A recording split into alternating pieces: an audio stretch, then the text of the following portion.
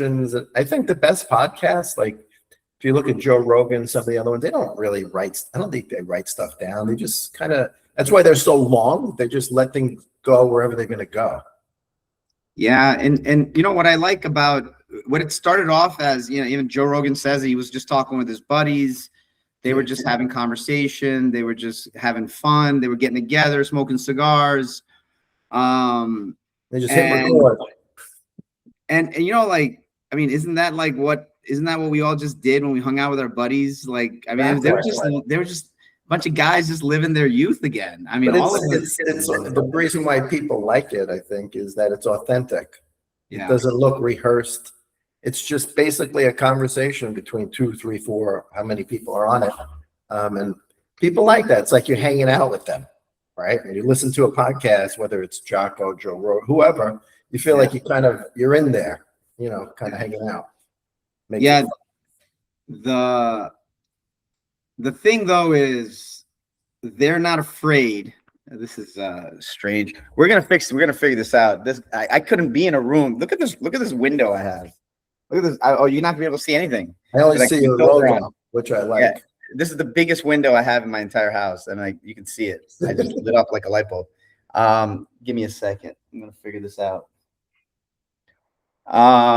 So what I was saying was Joe Rogan has no problem getting his boys together and talking shop like without worrying that cameras are on. Yeah. So that's the X factor, right? Like who's willing to, and it doesn't really matter. Like you don't have to be controversial. But I like the way you're very, well, you know, you and I have this Northeast passive aggressive way of posting.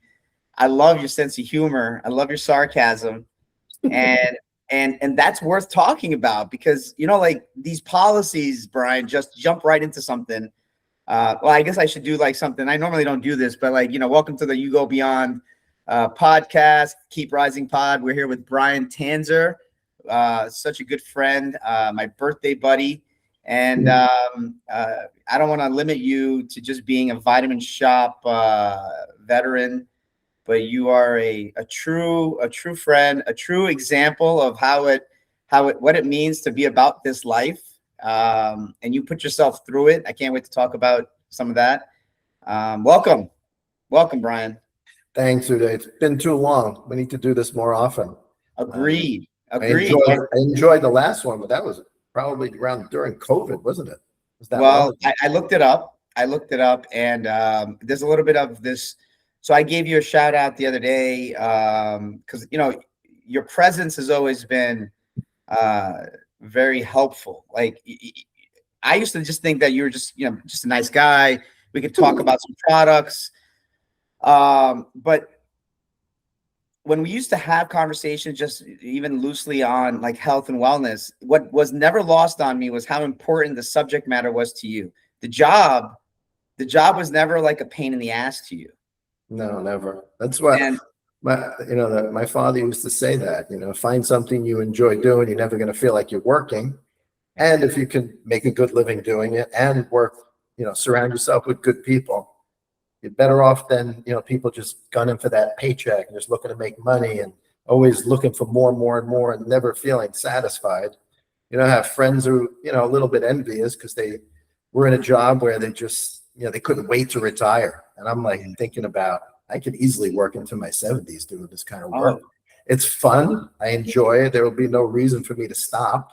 You know, this whole lifestyle is something that I've lived for so long.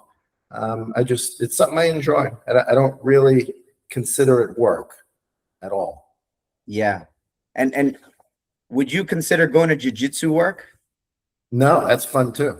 That's fun too. So if we start back to, it's been like 5 years now.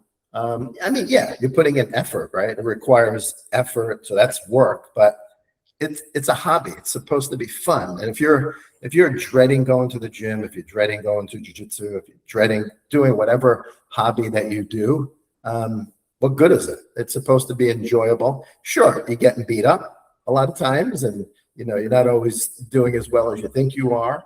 It's very humbling. but it's not work to me. I mean, you're putting in effort, but it's mostly fun. Yeah. It could be hard, but it's challenging, mentally and physically, which I think is important.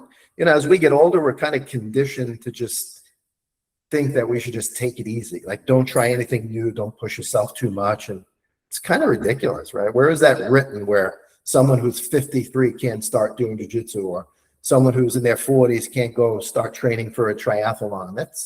It's really up to the person. And, to have a goal and to do something that you're not good at and try and get good at it, like, that's really where it's at. That's with anything, fitness, your job, being a father, whatever it is, you want to try and get better at it. And I think having that challenge, especially at this age where I'll be 58 this summer, it's great. And I don't take it too serious. If I'm training with someone who's half my age, I'm not trying to compare myself to that person at all. I'm thinking about the person who started 5 years ago compared to where I am now, and I've progressed. Sure, the mind body connections are not what they used to be, but I still show up, I still train, I never miss time because of injury, because I train smart. So in everything I do, I've kind of really there's a lot of passion in it. I don't get into things that I'm not that interested in. I don't like to dabble in things. If I'm going to do something, it's going to be all out 100% all the time. So it's been great. It's a great experience. I highly recommend it to everyone. Well, so this conversation is after a long time, and what you just expressed is my first impressions of you is this drive that you don't half-ass anything, that you don't dabble in anything. What a great way to live your life. That is so dope, because like, that's the kind of thing that gets me fired up. That's like, those are athletes. Those are your thoroughbred racehorses. Those are your, like, they're born for one purpose. They don't half-ass anything. They show up for practice. They do everything. High school coaches, when you like see like lifelong high school coaches for 50 years, who's coaching for 50 years? But those guys are running a clinic every day, living their life the same way. They're like Marines or Navy soldiers, right? Like making their bed. So 6 months after I started my physical fitness journey, all right, just a couple of days ago, this just marked 5 years, like May 5th, I got hit up with the owner of a local gym nearby, and then 2:30 in the morning, this was back when I wasn't sleeping, I had bad habits all around, it was coming out of COVID. I was just rebounding from leaving one job, I hadn't started You Go Beyond yet, 6 months away or 5 months away. Anyway, I had started in September. 2 months later, I recognized, man, I really gotta get some, like, at the time, it didn't seem like podcasts, but it was just social media conversations. I hit you up. You said yes right away. You're like, let's have a chat. No, nothing. And that like set in motion my ability to ask anybody, hey, you guys want to just jump on, have a chat? And what's involved is like really awesome, Brian. Let me give you the back end of that, just to give you your flowers, your full flowers. I was then invited to go on a podcast last year, and that was with that's the Sups podcast, Sup Works podcast with Joey and TK. And that led to me inviting them to India, them coming to India, me taking them around for 9 days all around India. TK's got his thing going, Joey's got his thing going. There's a lot of all of this just by like just getting on each other's wavelength and just chopping it up, and like, what a world we live in, man. Yeah, I mean, you tend to connect with like-minded people, especially in our industry. People who are passionate about what we do, and then you find out that you share a lot of other interests, so you enjoy spending time together. I've met a lot of my good friends through the supplement industry, through health and wellness in general, because they are like-minded people. You're talking about people who train all the time, that are disciplined, that eat healthy, exercise, or that are passionate about our industry. They're not just going to a job. They really enjoy and love what they do. And I tend to gravitate toward people like that. Yeah. So I did come in thinking about a couple of subjects that I wanted to really touch on. And we've got NPA fly-in day next week, Brian. So I'm so psyched that I get to talk to you today and kind of extract some info from you in terms of, if you were there in front of legislators and you're with our industry and you're there with the whole army, what are you telling them? What are your thoughts? Like they say, hey, Brian, you're a veteran in the industry. Tell us, what are you seeing? What do you need us to do? What do you want us not to do? Yeah, I know that there's quite a few things on the agenda. I'm actually on the membership committee and the sports nutrition committee for NPA, and I talk to Dan and those guys all the time. They're doing a phenomenal job. Yeah. Getting a lot of stuff done. One of the latest things is, the bill that was passed in New York about weight management and sports nutrition, muscle building supplements. You have to show proof of, identification over certain age, or otherwise you can't buy the product. That has been a little challenging from a sales perspective, but I think it's on the board now for 20 more states to adapt. I'm not sure the exact number. So that we're working on that too. I think the FDA can do a lot more than they do for our industry. I think a lot of it's a manpower issue, it's priorities, but the NPA has done a great job at communicating the important things. There's a lot of trade organizations, but I think NPA has done the most. The things that they did with NMN, they just really step up and they really go to bat for us, for the entire industry, and they've accomplished a lot.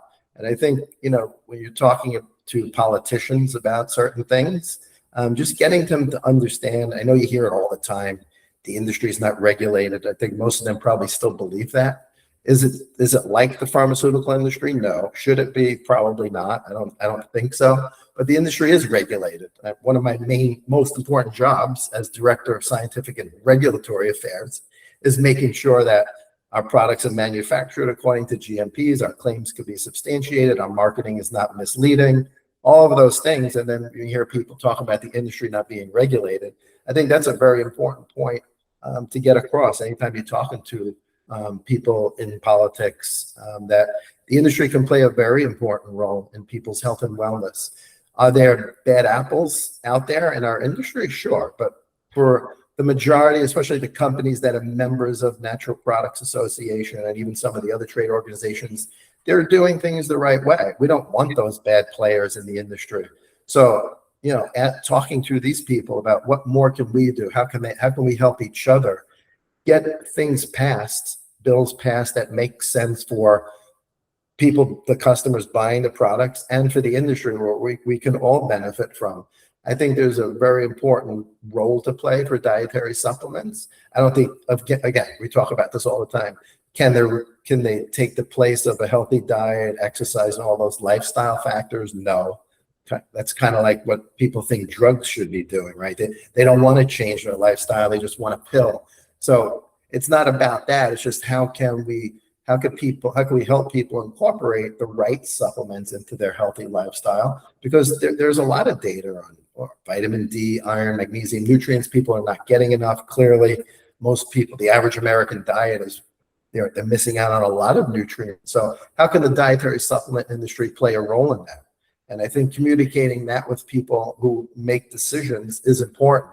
And I think the NPA is doing a phenomenal job with that. Unfortunately, I can't make that day on the hill, but I know they got a lot of good people going. You're one of them. And I think it's people like you who can help have an influence over people who make these decisions and make sure that it's beneficial for the customer and for the supplement industry as well. Well, it's very interesting by going to India, how much more self-aware I am about the shortcomings of some of the Ayurvedic supplements that are sold in the US market. So just through the process of, comparing a powder to an extract and understanding that, if you're working with an extract, at least you've put it through a process. You've probably addressed the heavy metals. You've got the pesticides. Like an extraction process itself compels it to being maybe a more purified product. Is that a fair way of putting it? And then you have impurities in the powders, and heavy metals is a major problem in China and India. Anything from the ground, like how are we going to ignore that?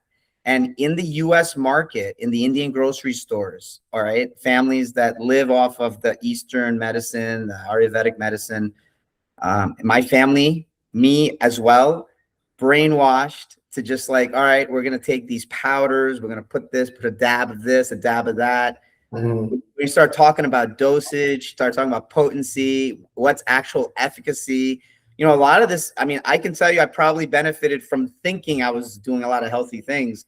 Probably never got any real value from any of that, understanding the science of it. And so I think that word regulate is such a poorly used word for the same reasons you said. It has a lot of rules in place, but people are bringing their own knowledge to the table and they're not getting penalized.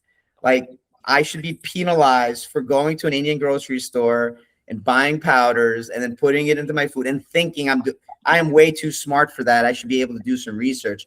There's enough regulatory controls in place that tells me where I could actually find things that could work. So I think legislation is needed for education, and I don't know how you do that. Like how do you legislate people to be smarter about the subject? I mean, well, social media doesn't really help very much. Oh. There's so much misinformation, and most people don't know how to sift through the bullshit. They really don't. I mean, I'm telling you, Brian, if I don't have some friends that I can like ping posts and things off of and just be like, is this real? They're like, no, dude, that's not real. I'm like, all right, thanks, man. Like, I'm becoming that grandpa that my dad is right now, and that's not good. It's like, well, I mean, I think it's in your nature to question things. I certainly question a lot of things, certainly when it comes to nutrition. There's a lot of influencers on social media, and not all bad, but anytime somebody's educating you and then right behind that they're trying to sell you something, you always got to kind of be careful with that kind of information.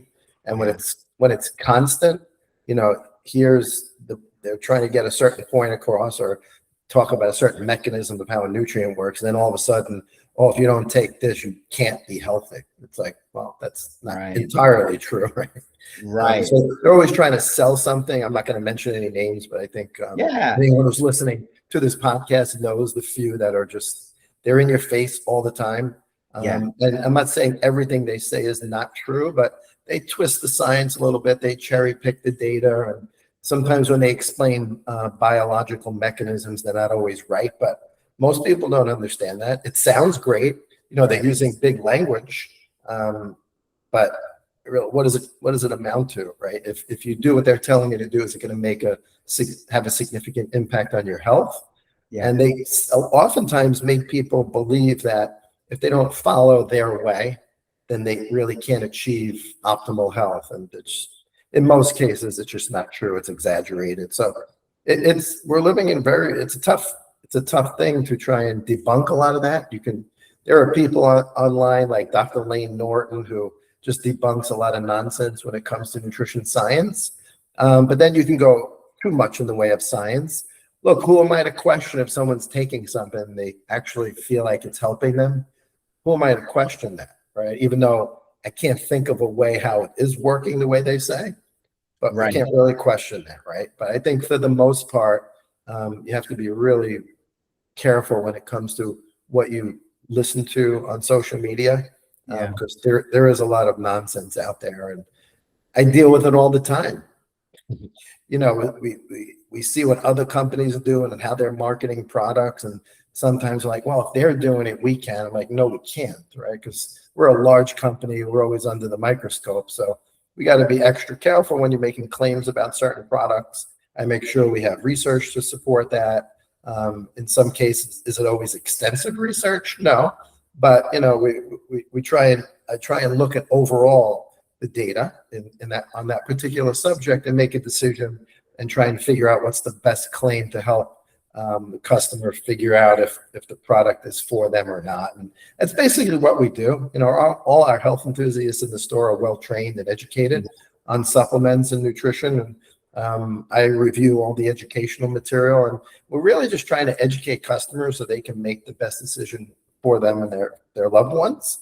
But social media, it's been tough because we have to fight that all the time and try and sift through all the things that just are not true, some things that are exaggerated, to make sure we're not misleading the customers. It's a real challenge these days.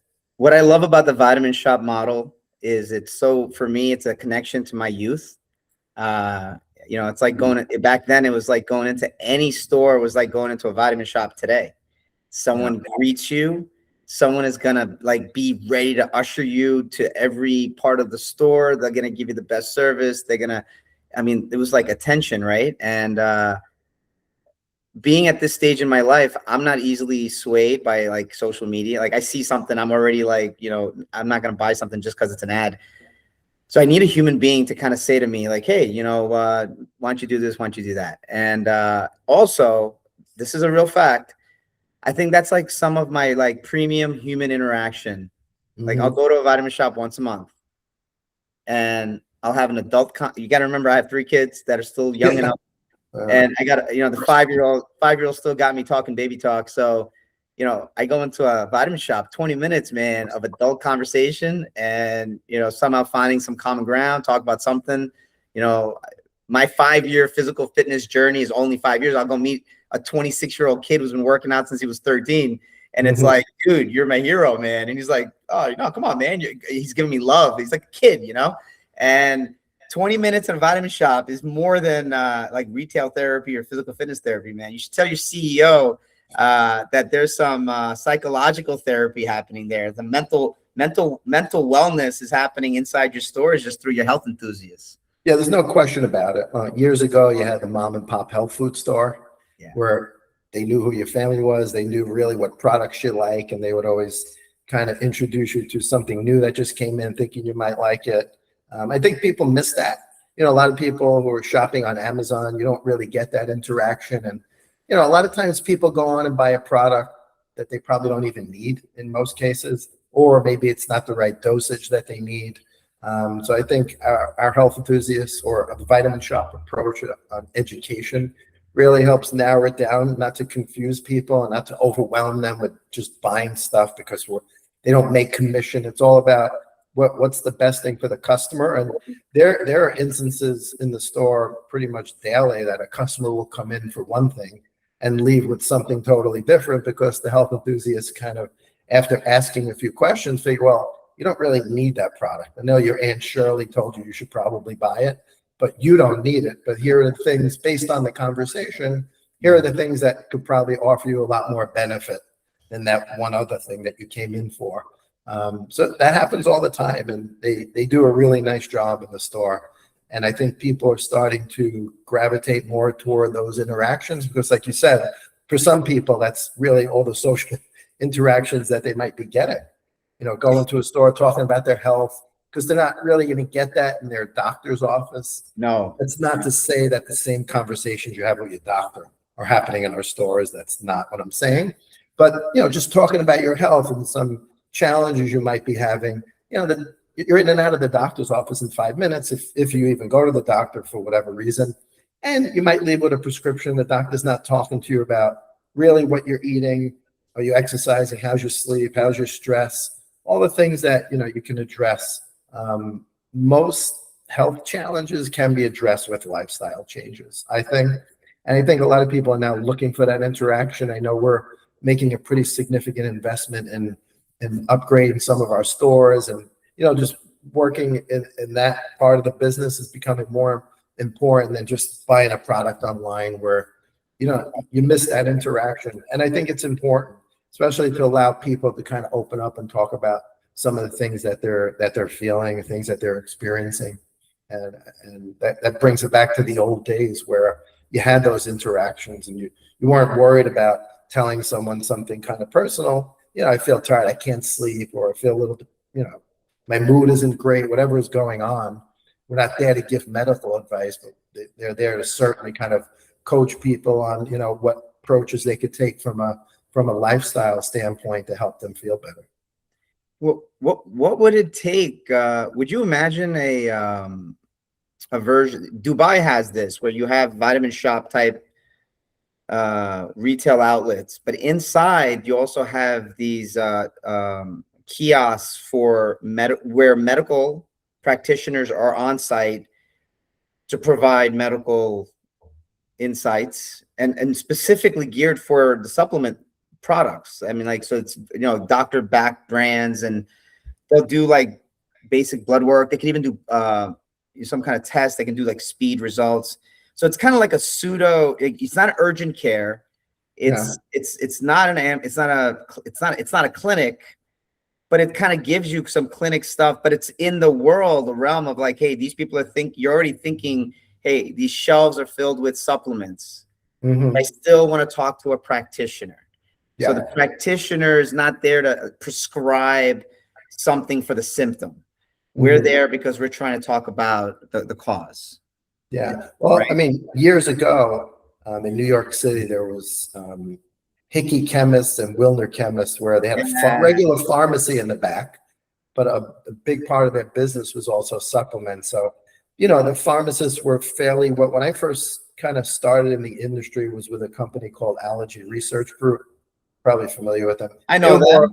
They were more big buyers of vitamin E, Delta Gold. They like that, the Delta Gold. They were more of a practitioner brand, as was back then Thorne Research and Metagenics, all those brands, which you can pretty much get anywhere now. But they were really exclusive to healthcare practitioners. So they had those brands. And basically, I know as part of my job back then with that company was educating pharmacists on how to incorporate supplements into their business.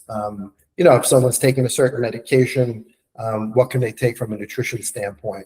So they were doing that years ago. As far as having like a real healthcare provider in a vitamin shop, I don't see that happening. But look, I mean, we have 2 nutritionists on staff. We offer a registered dietitians that you can get a free consult. No one's offering free consultations with a dietitian. That's kind of next level from just the basic, hey, what multivitamin can I take? Where they might have you go to your doctor, get blood work. They'll evaluate your diet and they'll talk to you about exercise. And that's probably the closest we'll come to that. But it's, you know, it's a great idea to incorporate all of that together. You don't see a lot of that. The only thing you do see a lot of now is people offering, there's a lot of companies like Inside Tracker where you get full blood work and then they recommend certain supplements to you. What's your take on this personalized, the drive toward this personalized nutritional service, you know? Yeah, I mean, like how personalized can it get, right? You're answering certain questions that are going to lead you to certain supplements. I think they're good. I don't think they differ that much. Like I've walked through some of them where I've changed some of my answers and you don't really, the outcome is not that much different. It's about as personalized as you can get based on age, based on your diet, based on your genetics. Some of them do, you know, gene testing. If you have, say, a gene that you're likely to develop macular degeneration, for example, so they might recommend lutein. There's so many of them out there now. I think it's kind of flooded the market, but it's not a bad approach, right? But I think the personalization is a bit exaggerated because you won't see the outcomes that I've seen or the things that they recommend at the end don't differ that much. I think that you can probably do just as good with talking to a registered dietitian or a physician who is well trained in nutrition based on your blood work and other things where you can sit down and talk about lifestyle changes where you're also not spending a fortune. Like most people really can't afford some of the programs that are out there. You got to make it like we've made health and wellness so ridiculously complicated and expensive where, you know, growing up, I would say when I was a kid in the 70s and 80s, what was the obesity rate was maybe 10%. Now it's like 40%, and we have more gyms, so much online education. It's not the education, it's that people just are not as active as they should be. That people want to blame the pharmaceutical companies and the food industry. And look, no one's making you eat the food you're eating. No one's like telling you to sit around and do nothing. It's really not. I should say it's simple, but it's not easy. So it's simple in concept, right? Health, you know what you need to do, but it's difficult to really execute that and be disciplined over a long period of time. People are good at, it's March, April, May. I want to lose weight for the summer, and they get dialed in and they're going in the gym and they're exercising and they cut out alcohol. And 3 months they could lose 10, 15 pounds, and that's great. But that's not really where you want to be at. That's not really health.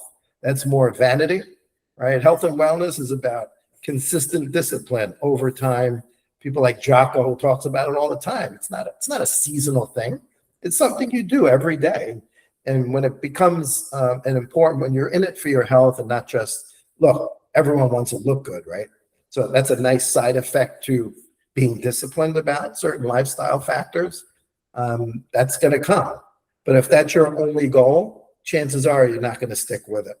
And you see it all the time. So I think with these programs, you talk about personalization, social media, it has become, people think it's so complicated to be healthy. But as you and I know, it's not.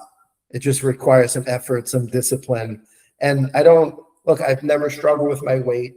I have good genes. I feel bad for people who do struggle. I know it's not easy. I've talked to a lot of people. I've helped a lot of people over the years. It's hard, but so worth it, right? What better investment? Like, there are people that I know that aren't healthy that spend more time worrying about their financial future, the houses that they're going to buy, what stocks they're buying, but they're falling apart physically and may never enjoy all that money that they're accumulating.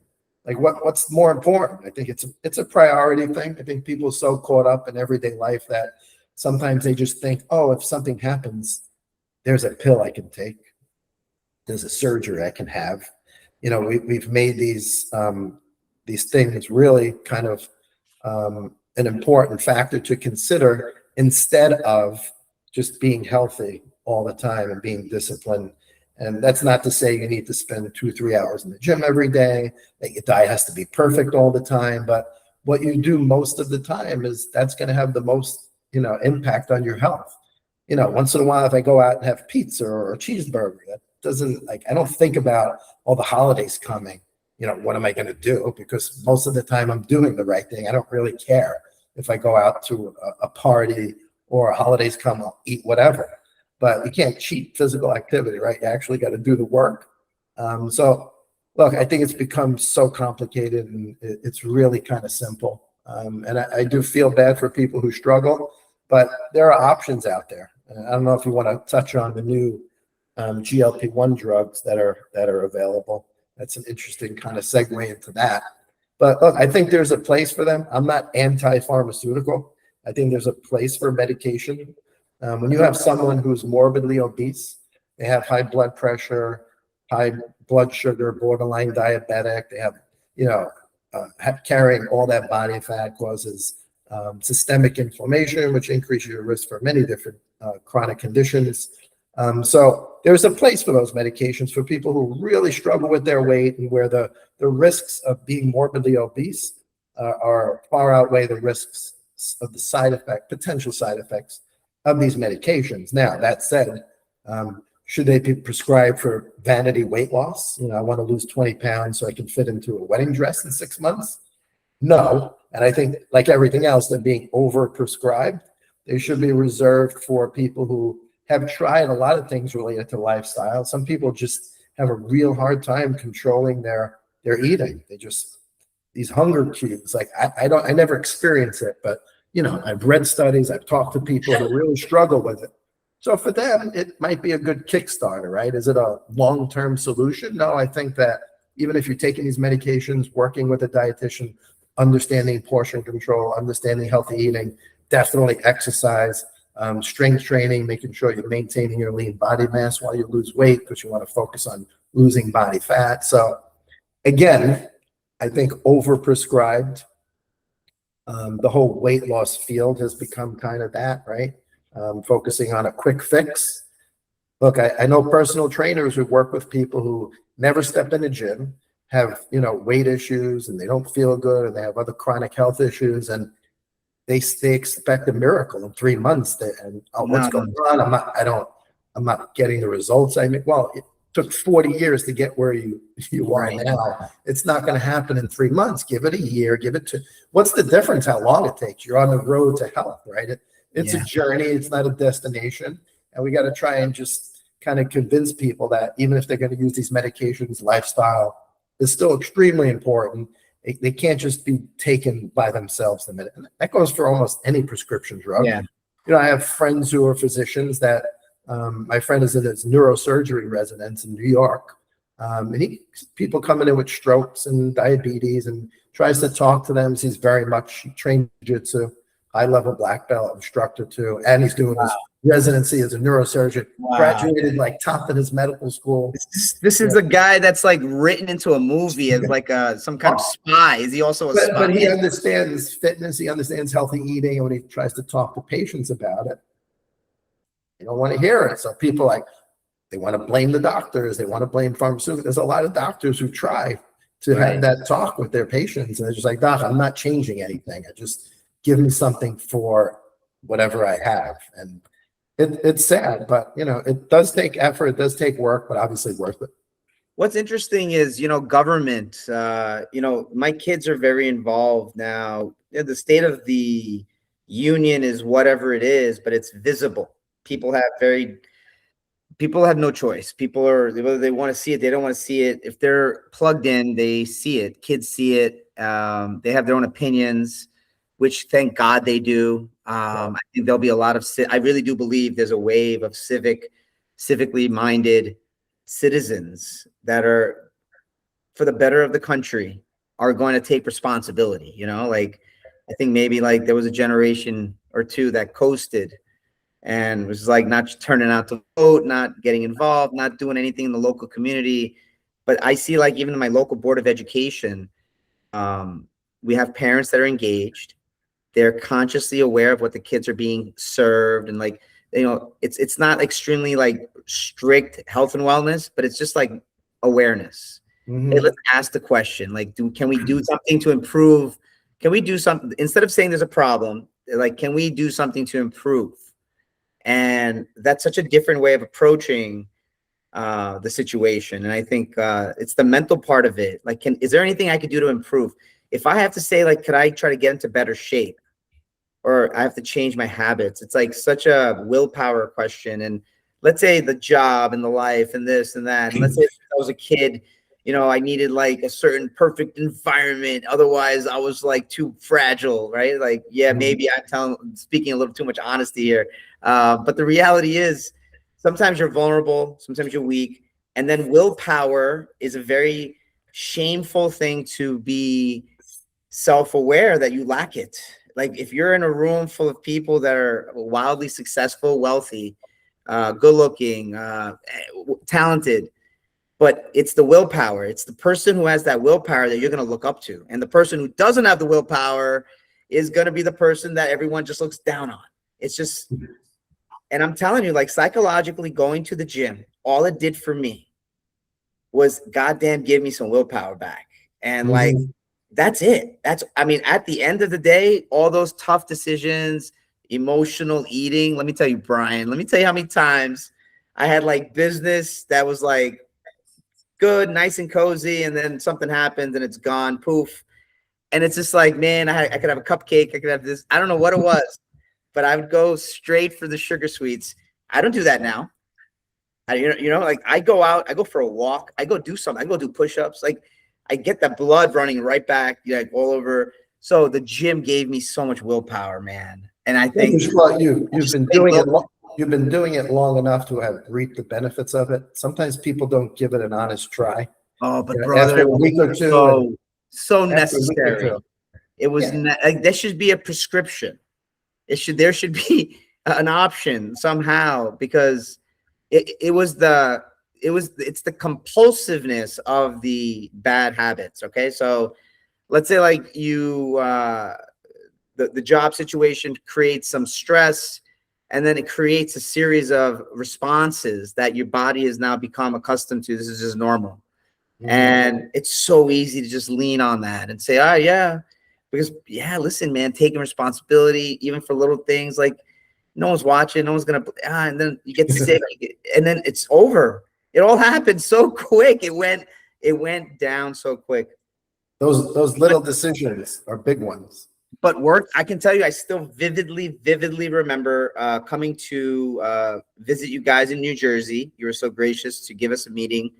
And we were there to talk about Delta Gold, which ironically, Allergy Research Group is one of the, I think it might have been the first or second customer of Delta Gold. So anyway, And when I was there, it was just this presence that you had, and then you were talking about what you do on a day to day, and like where you live, and like I think at the time you were living in Staten Island, and like just a series of like there's so much composure, and at a time when I was like lacking those qualities, and the one thing that you said in that meeting in some way was like you gave all the credit to just like your lifestyle, right? And I was like, oh man, that's a man that invested well, because like you're sitting pretty now. It would take so much to rock you.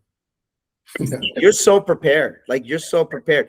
And I sat there, I was like, I got to catch up now, because and that's when we were the same birthday. In my head, I was like, this guy is it's like a movie. I put myself in a movie where some kind of it's a sign, right? Like, you're like a few years ahead of me, and it's coming to the past and saying, hey buddy, buckle down, just do a couple of things, tighten the screws, and that's it. That's all this was. And I think the company you keep, you got to be lucky and blessed. I mean, I'm in the health and wellness industry, so I can ask backward my way into people that are healthy. But I still waited so long, right? So we got to be great. It doesn't matter how long you waited. Look, I discovered early on, I struggled.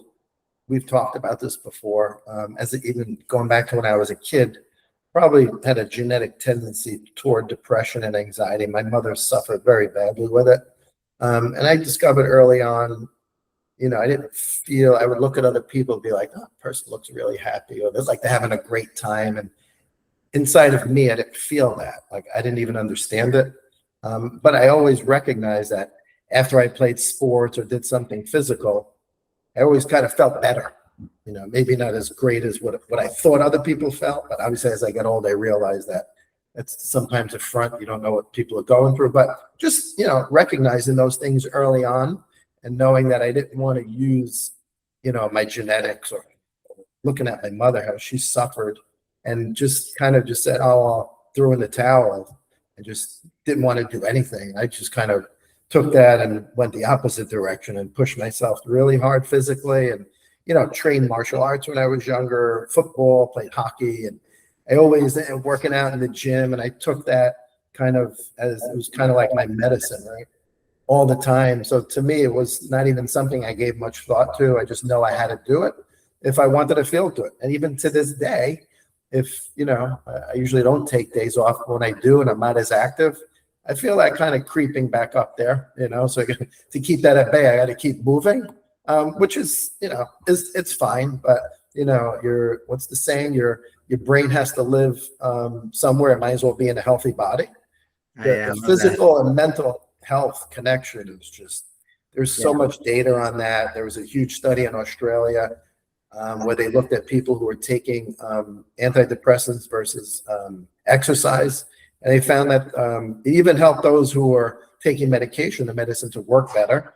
And it showed almost twice the increase or benefit from people just taking medicine, just from working out, exercising. So the data is clear. I think if we got more people to move, we'd have a lot less people on medication for depression and anxiety. Yeah. But a lot of times they reach for, like you're talking about, I want that candy. I want to drink. I want to smoke.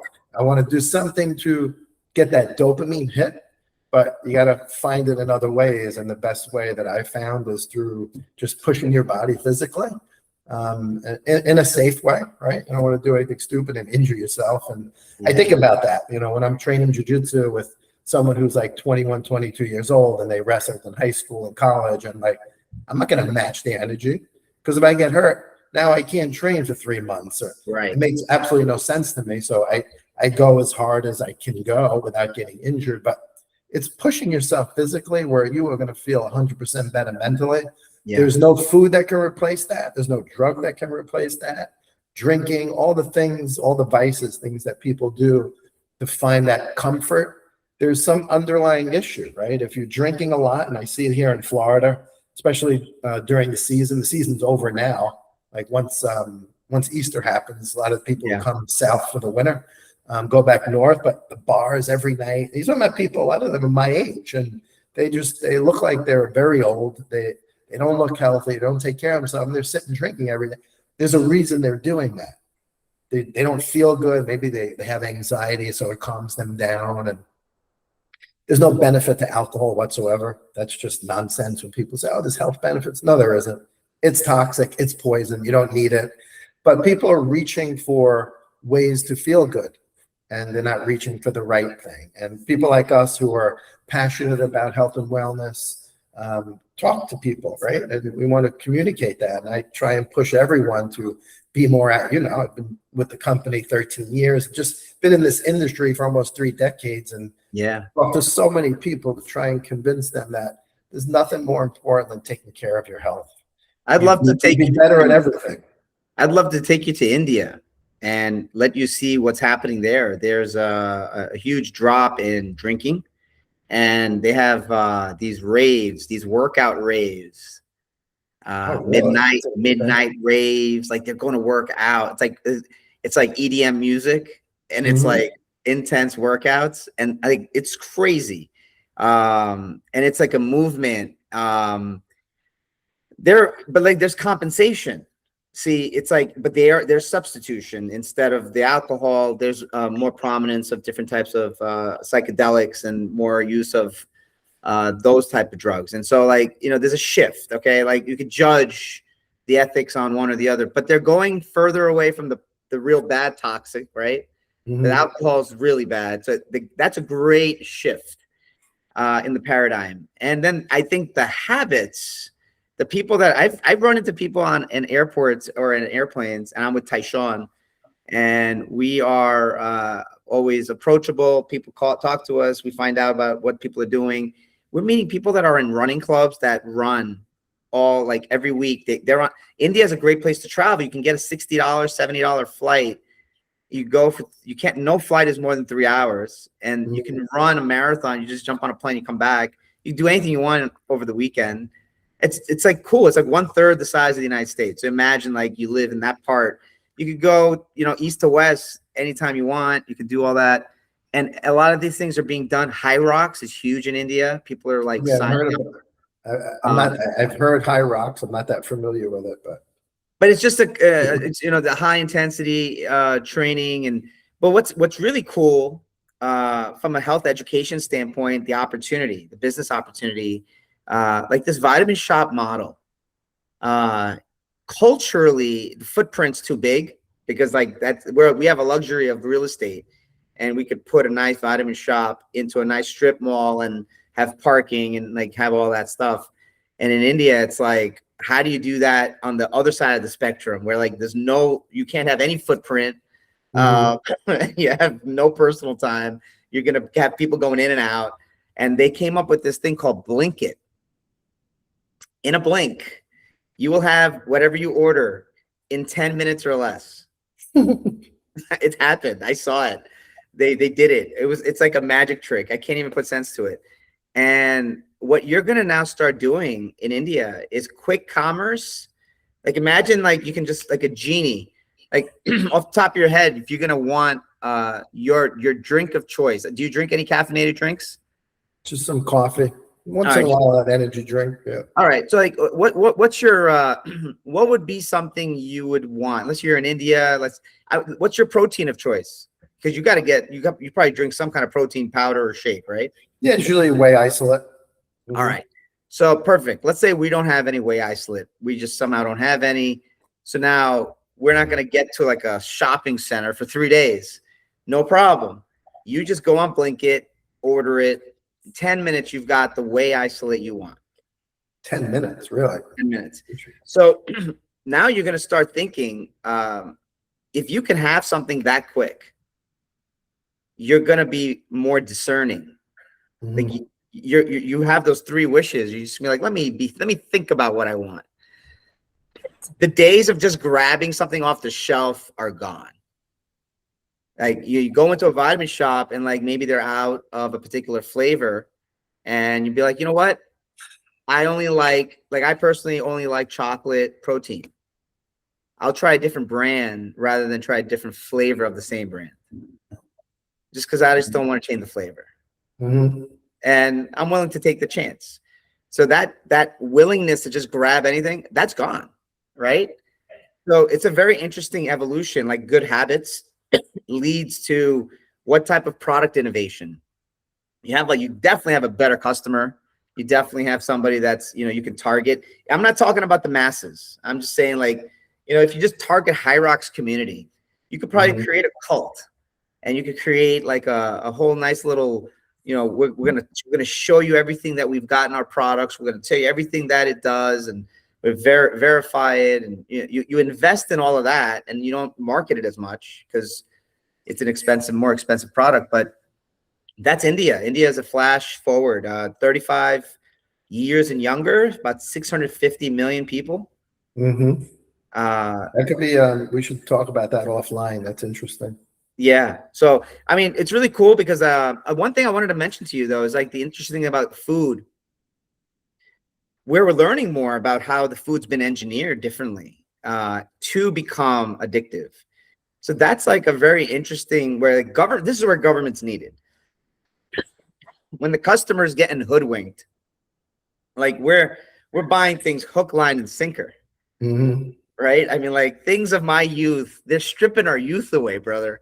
They're telling us like, right, like the stuff, like, don't tell me milk was not important. The whole Got Milk campaign, I was down. I drank my milk. I felt good. You know how much drinking milk made me feel like I was a good boy? Because my mom and my dad validated me. Oh, good boy, you drink so much milk.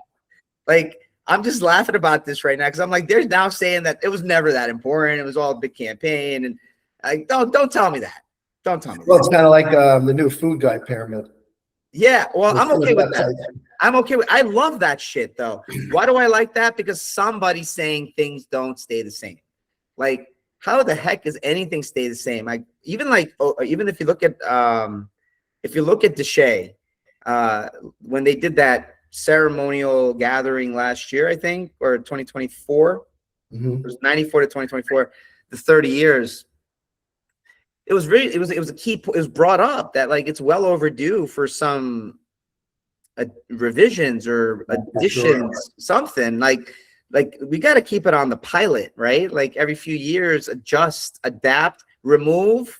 How come we're not throwing shit out of the garage? I actually have to clean my garage this weekend, so I'm very aware of like how you have to get rid of stuff and you have to like adjust. So.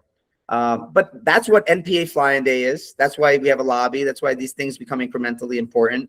I feel more responsible as a steward of the industry because of these relationships. And this came up with Diana Morgan when she used to put together the What's Up events.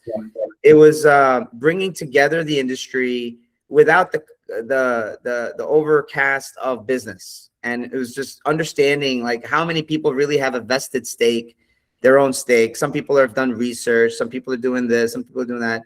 But it's their heart and soul. Like they're not going to go and work for a bank tomorrow. This is not one of those things. So most likely not. Yeah. And so it's an important conversation to have.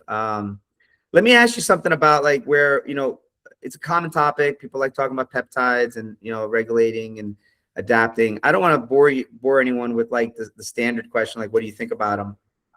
Have you had any experience with any peptides? BPC 157, TB 500. I have both my shoulders. I have torn labrums and torn rotator cuffs, and I had back surgery when I was 22 years old. So my body's pretty beat up. I did notice pretty significant reductions in the chronic pain. Not so much I'm still very careful about how I train and what I do. But the level of chronic pain that I had, were having trouble sleeping and all of that kind of stuff, taking Advil, I did notice a pretty significant benefit with those things. Not a lot of human data around it. Is it a little bit of a science experiment right now? Probably yes. I think people are pushing it a little too much without really having the knowledge or the understanding. Influencers who have absolutely no background in science just telling you what peptides to take when they probably don't even really know what a peptide is. So I think there's probably not going to be a ton of research invested in this. There's just not a lot of money to be made. So we'll see where that goes, but I benefit. I know a lot of people around my age have. Yeah. I think you can overdo it like anything else, right? I think, if it's between, popping 10 Advil a day or trying something like that, it might be worth it. Yeah. Then again, understanding your medical history, the fact that we don't really know what the long-term effects of using these things are. Yeah. Mixing them together, we don't really understand what happens there. But look at the pharmaceutical industry too, right? Every drug goes through pretty rigorous clinical trials, right? It gets approved, but they're not looking at every scenario. They're not looking at the person who's taking 3 other drugs with that medication. And, as the drug hits the market, 6 months, a year later, they start noticing different side effects they didn't see in the clinical trials. And, some of these commercials where they talk about pharmaceutical, that's another thing that bothers me, that they advertise these things on TV.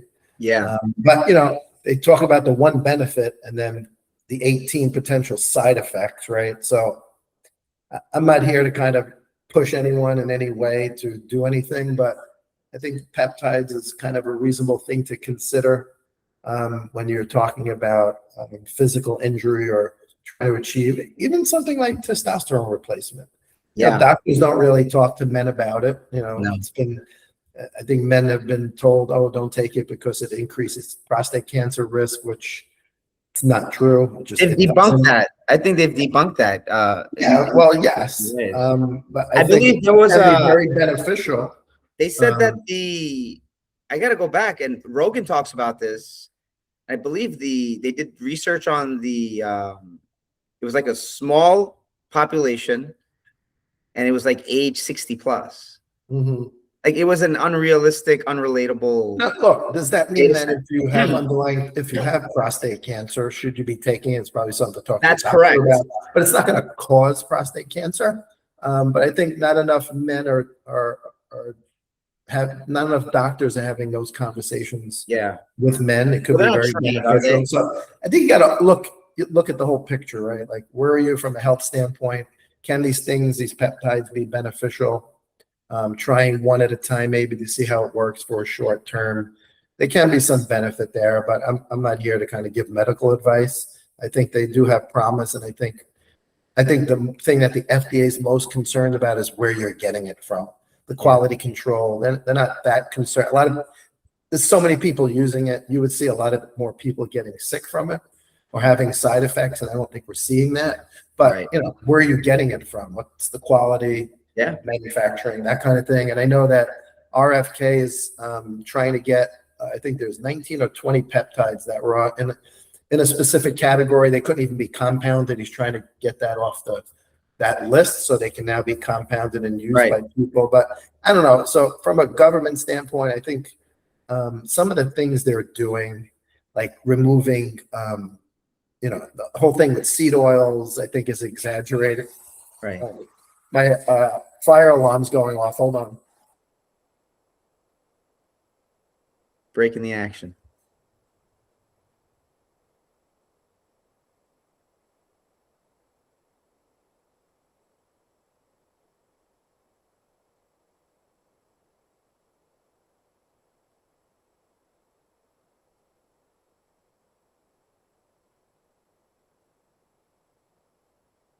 I think you're on mute.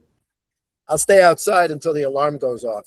No worries. But some of the things that the government is doing, with seed oils, like if you look at a lot of the data where you're just looking at the oil itself and you're comparing it to things like olive oil and other types of saturated fat and all the claims about it increasing inflammation, you just don't see it. Now, that said, where do you find most seed oils? It's in all the ultra processed food. Right. So, a lot of these influencers and other people are picking out, well, this food is not good for you and it has seed oils. And it's not the seed oils that are bad. It's the same thing with, let's remove synthetic dyes from Skittles and junk food.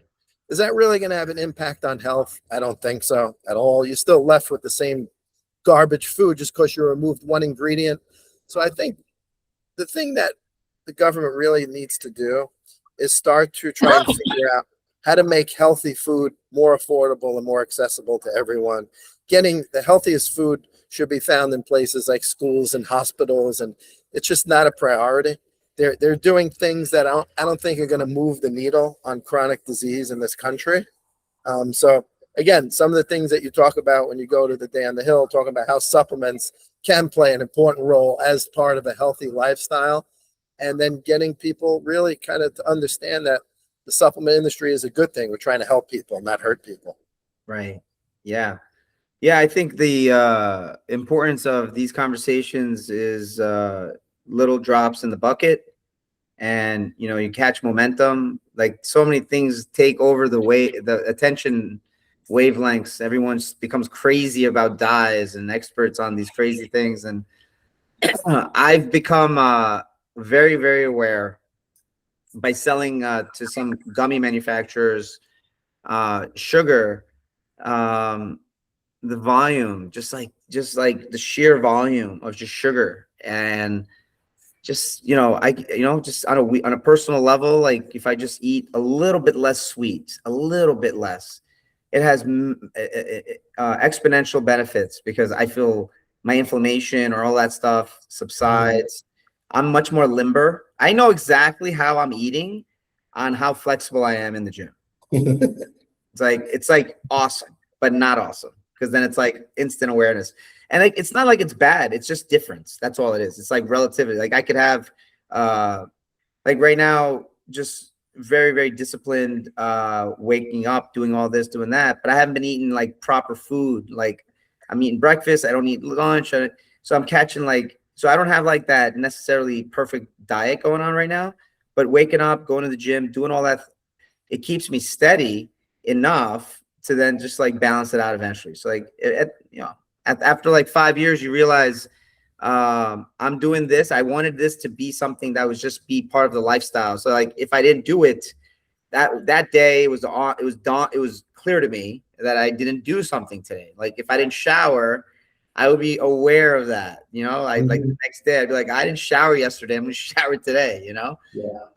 And so I think educating people like that is like been through stories. This is like the only good part of social media. I think people get invested in stories. People have done amazing work on building their lives back after injury, or even athletes sharing their journeys. And, people have found new thresholds to overcome. So like, I kind of like think this is kind of cool, because from a product standpoint, you see like products being engineered now to come to market that are interesting, a little bit more interesting than maybe in the last few years. What do you think? I mean, I'm seeing ingredients come to market. So are you seeing that translate to products that are interesting to you? Yeah, I mean, it's really tough to differentiate in this industry. There's no like new vitamin or mineral coming out soon. So they're finding different metabolites. I know NMB Nutrition, my buddy Dustin, who's over there, and Sean are doing a great job coming up with new ingredients in that space. So we've used some of their ingredients, and then you have companies like Naritas, which is they're using AI to discover certain peptides and plants that have certain biological functions. They have the PeptiStrong and some other ones, that PeptiSleep. There's a few. So that's been really interesting, but again, really hard to differentiate. I think like if you look at the sports nutrition category, there's people partnering with, the big brands and Oreos, and, they're looking at flavoring and delivery systems, but I guess that's what they're calling innovation now, because there's no real new ingredients coming out. I haven't really seen anything, except, again, NMB does a nice job. There's a few other companies, but it's like how you're formulating products, how you're flavoring it, how you're marketing it seems to be like where it's at right now in the industry. From my years of experience doing this, I haven't seen anything that mind blowing. Yeah. Some of it's really interesting. We'll see, but it's hard as a form. I get involved. We have several private brands under the Vitamin Shop umbrella. So I work with our private brands team on formulating products. Mostly the formulas, the claims, that's kind of my area of expertise. And look, I look at all the research, the vendors send us the research on the new ingredients, and some of it's good, some of it's not so good. Some of it's not published yet, and can't really rely on that for substantiation if you get challenged on your claims if it hasn't been peer reviewed. So that's been a little bit challenging, but I'm not seeing anything that new and mind-boggling. So we'll see. I think there are some companies that are doing a really nice job working with what we already have, and figuring out, how to partner with other companies. Creatine, which has been around for years, is just huge now. We sell so much creatine, and creatine gummies and creatine chews and the powders and the liquids. And there was one company that has it in, it's remember Pop Rocks candy? Yeah. If I'm not mistaken, I think at our Vitamin Shop Brand Summit in March, if I'm not mistaken, I think it's EHP Labs. So you pop open the packet, you put it in your mouth, and it delivers 5 grams of creatine. I thought that was pretty cool. That's pretty cool. Hey, listen, there are companies that are really trying hard to innovate. Yeah. But it's challenging when you don't have a lot of new ingredients. But they're doing a really nice job. And then you have some of the newer brands that are out there, like Momentous, who is focusing on a clean product, all NSF certified. So some companies are finding ways to differentiate, even though it's a bit of a challenge. Yeah. So you have a good experience there when it comes to Vitamin Shop and having access to so many brands. You see through many lenses this industry. Very unique perspective.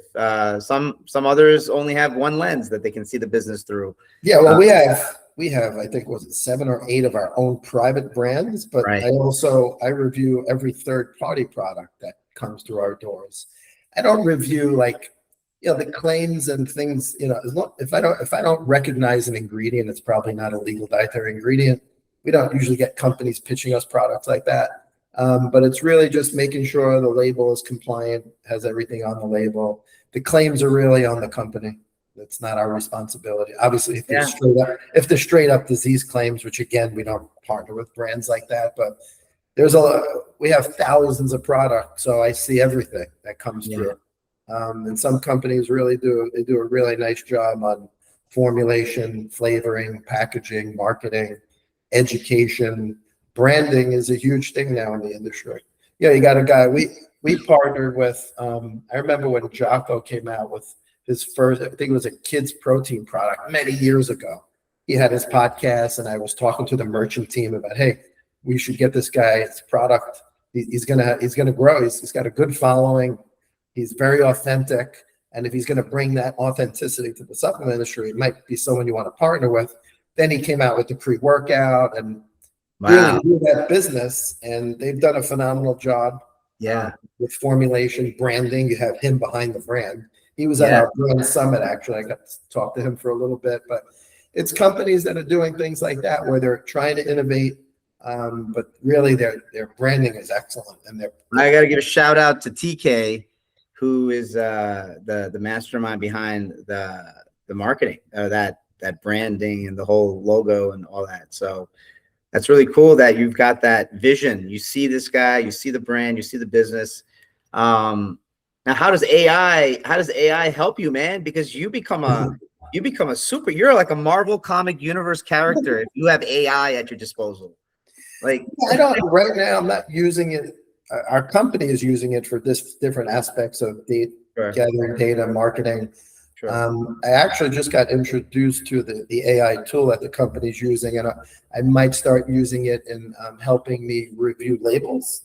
That tedious work that sometimes you're involved in doing other things, that if you're going to have AI give it a quick look over, and I just kind of have to sign off on it. But from a regulatory standpoint, that's not, you're not looking for shortcuts. No, we can't just rely on that. But AI could certainly create copy for copy for ingredients and help with marketing. As far as relying on it only, that's not going to happen. I don't know if at some point the FDA will come out with some guidelines around that. Right. I don't know. But what about like interacting? Like, do you interact? Like, do you have like curious exchanges if you're curious about subjects and you go down a rabbit hole? Do you go down like AI rabbit holes? I mean, I'd rather just go on, Google Scholar and look for studies and read them myself. All right. I get curious to see something like a chat GPT or AI, what they will, when they look at a study, what they see, and then I compare it to what I read. And it's pretty on point. It's really impressive. And you can kind of teach it to do almost anything that you need. Can teach it. It's definitely a time saver. I think it's going to help companies grow faster, help with marketing. And will it eliminate jobs? It might at some point, I think. Yeah, I think everything, the whole job thing is like, there've always been jobs that have been eliminated. So that kind of comes with the territory. It sucks. It sucks for like that small group of kids that last group of kids who didn't know how close AI was. And they went after like software careers, like today, Claude is like writing code like faster than like an entire subcontinent. Well, if some of the jobs are taken away, there's going to be more jobs produced. Absolutely, it's the beauty. It's the beauty of like when you're building muscle, right? You got to tear muscle. Am I right about that? Like you got to tear it, and you got to recover, and then you build up. And like, what is it? Small, low weights, a lot of reps. Just keep doing that, and then that's where you get those like real cut, sharp, and like what you get lean muscle. And I think the health and wellness industry itself, it's, I talk to people in other industries, we're very well insulated. Even through volatility, there's still uncertainty, business can go down, people can go out of business, people can lose jobs, that's real. But within the scope of the industry, there's opportunities that otherwise, maybe one door closes, another door opens, and you're still in a safe industry. The industry itself is still relatively safe. Even if it's under pressure, regulation, even if it's under pressure with, pseudoscience and things like that, the good actors are now many more. I feel like there are many upstanding brands, very conscientious of image and like, so, you just always needed to outnumber the bad actors. Like they often get weeded out. Yeah, inevitably, like industries, industries just get weeded out because better technology comes along. Because when I went to India, I did some audits, and I was very impressed with a multinational's insistence on a couple of red flags and saying like, hey, we need to get eyes on the ground. And so like it was that discerning look at the red flag and the willingness to say, okay, this is not a disqualifying event, but it's still worth visiting. Now, they didn't want to deploy their entire audit team because it didn't warrant that. So it's like, where are you now? Like, what do you do, right? You work for a company, you gotta have a plan. You can't just say, hey, there's a problem. You figure it out. It's gonna be like, hey, I found the problem and I also have a solution. And I was that solution. It was very fortunate. I been going to India, have an office there, have a team there. We have a network. I said, all right, it'll be a lot cheaper to just send Uday, and he has a team there. We can do an audit. We'll get some validation, and we can address these red flags and the entire thing. And it's a very cost-effective manner. And the person that's in that seat at that multinational, that person represents just the inherent standard that this industry needs. That's it. She didn't have to do it. She could have it wouldn't have been non-compliant. She just saw red flags. What ended up happening was there were more red flags discovered. They ended up not using that command. They ended up moving to a better facility, a better option, up better standards. Like, so what this did, and that one decision led to better results down the road. And that other company had to up their ante. They recognized, prepared those red flags. Today they're growing because they've improved their facility. So domino effect, like that's the way we need to self-police internally, like with those kind of moments, Yeah, well, we have an auditor who goes and audits all our contract manufacturers regularly. You have to have that. You can't. I know there's a lot of smaller companies trying to get into the industry. Look, the barrier to entry to this industry is very low, right? You can open up a shop and sell products on Amazon. Are you testing your products? Are you doing what you're supposed to do? But we don't work with any contract manufacturer before the facility is audited. They're audited at least annually to make sure they're following GMPs. It's a very thorough audit too. And you want to make sure that these companies are doing the right thing. There's not a lot of companies manufacturing their own products. A lot of people are relying on contract manufacturers, and we have several. But you have to, you can't, if you do get an issue, if you have an issue with the FDA, you can't just say, well, they made our products. Like, no, that's on you to make sure you're testing it beyond what the contract manufacturers are. You sending out for third-party testing, so on and so forth. It's on you. It's not on the manufacturer that's making the product only. You have to take responsibility. And I think this is where I think over time you see a lot of these smaller companies just kind of fizzle out, because people are really, they understand quality a little bit better than they did years ago. You know, if you go back 30 years ago in the industry, you put something in the machine, whatever came out at the other side, how many of the companies were testing it. Now people are talking about NSF and, you know, all of these certifications that you can get for your product. And there's a lot of brands doing it to stand out because customers are concerned. Like, look at the things Now Foods found, you know, buying products and testing them off Amazon. Yeah. Prescription drugs, no active ingredients, you know. For those of us in the industry, and you look at something like ubiquinol, 100 milligrams, and it's $9.99, you know that there can't be any ubiquinol on the product. It just doesn't. But customers don't know that. They think they're getting a bargain. What they're getting is nothing. What are they getting? They're getting the ubiquinone, right? They're getting the cheap. Well, they're not getting anything because they don't test the product. They're just, you know, selling products on Amazon trying to make money. But, you know, as far as the FDA is concerned, they need to do more policing of the industry. Right. They need to do more, you know, looking at manufacturing facilities and auditing them. And that over time, hopefully, get rid of more of the bad players, leave it open to companies like Vitamin Shoppe and other companies that are doing the right thing. We don't want the bad players. It makes the whole industry look bad.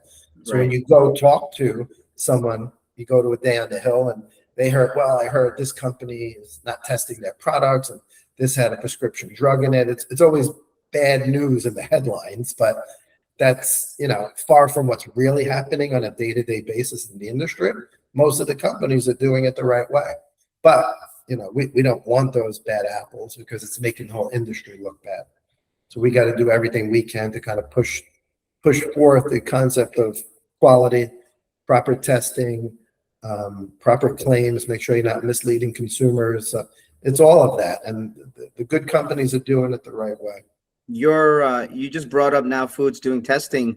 The Future Nutra Foundation, they recently announced that they had done some testing on 15 electrolyte products, and 13 out of the 15 tested as they should. They passed, and then the two that were non-compliant, that failed, meeting the markers, meeting the specs, they actually then pulled those products, reformulated them, solved it. What was interesting about that exercise was, you know, so have you heard of the Future Nutra Foundation? Yeah. So that's Joey Savage and good guys.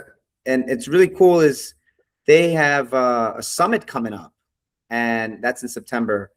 And it's kind of being driven by the idea that, like, this within the industry, right? Upholding, it shouldn't be about upholding standards. It should just be about working on really like-minded projects, same purpose, within the same boundaries, having the same expectations, not looking for shortcuts.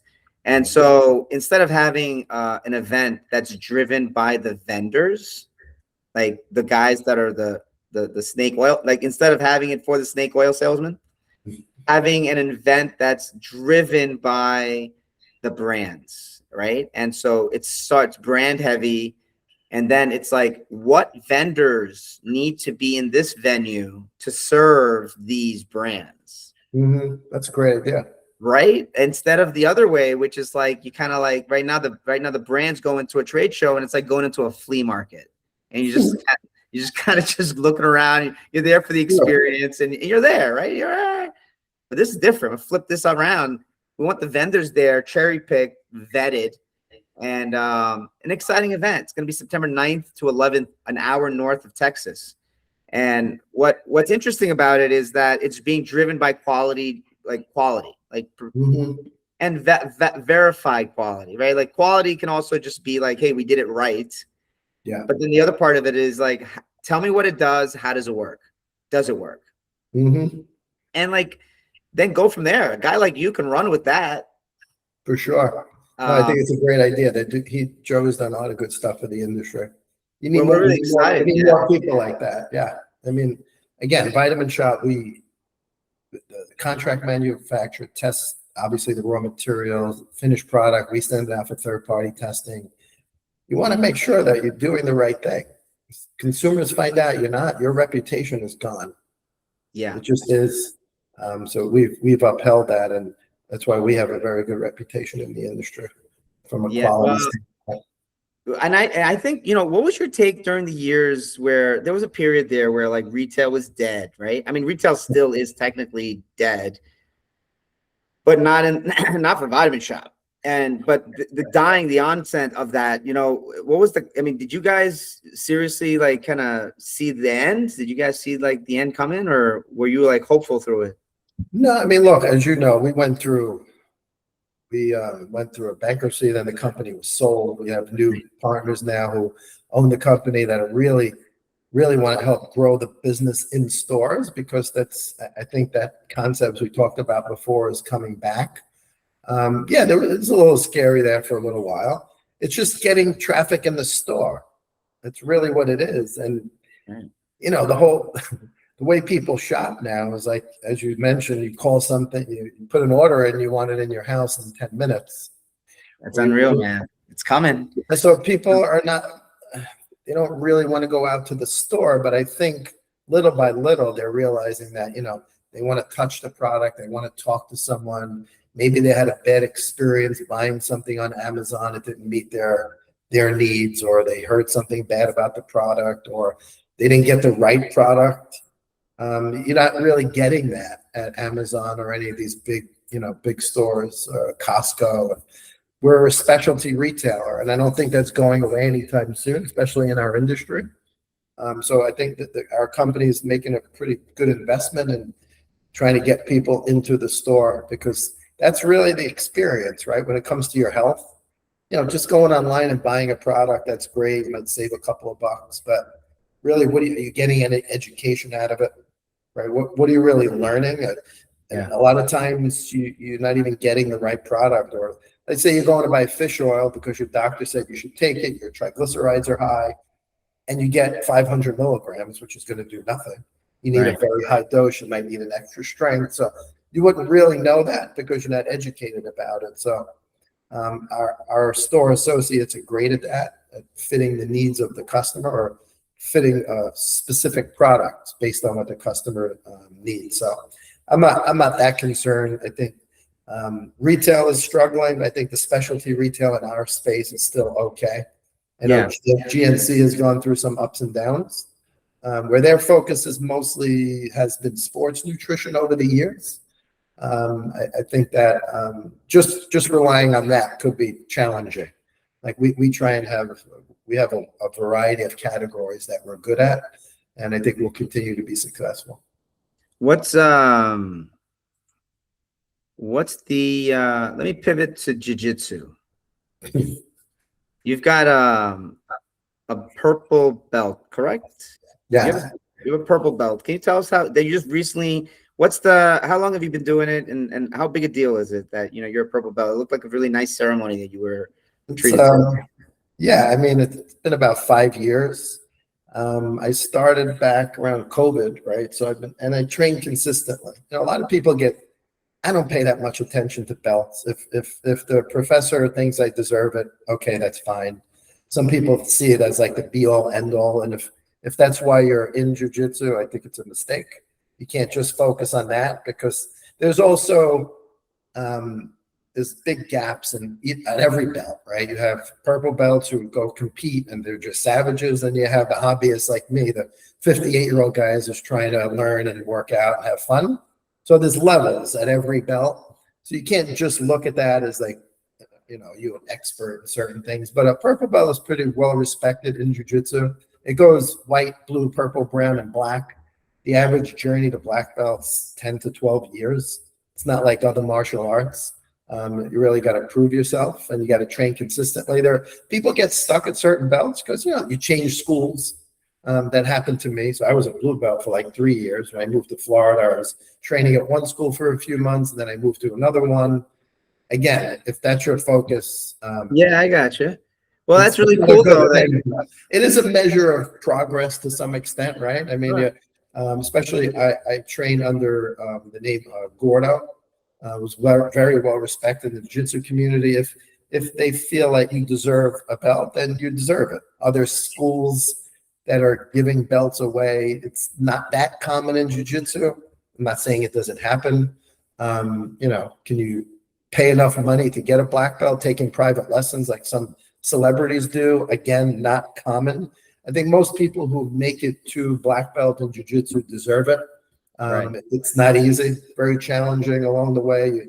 You get injured, life happens, family obligations, but if you can stay consistent on the mat, that's really where it's at. You just keep learning and progressing, and most importantly, having fun. So I don't really pay that much attention to rank and belts. It means a little bit. It means that you showed up and you worked hard and your professor thinks you earned it, but it's not the be all end all of what your skills are.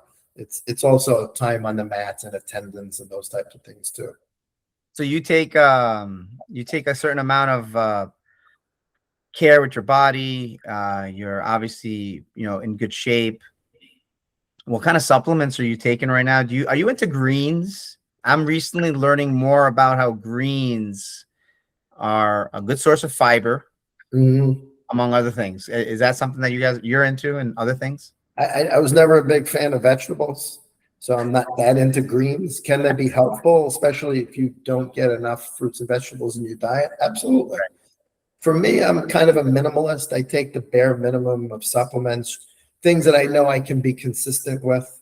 Like I don't get bogged down with too much stuff, and I try to tell people, food first, and I don't eat a lot of food. So, a multivitamin, extra magnesium, vitamin D, vitamin K. I use creatine and fish oil because I don't eat fish.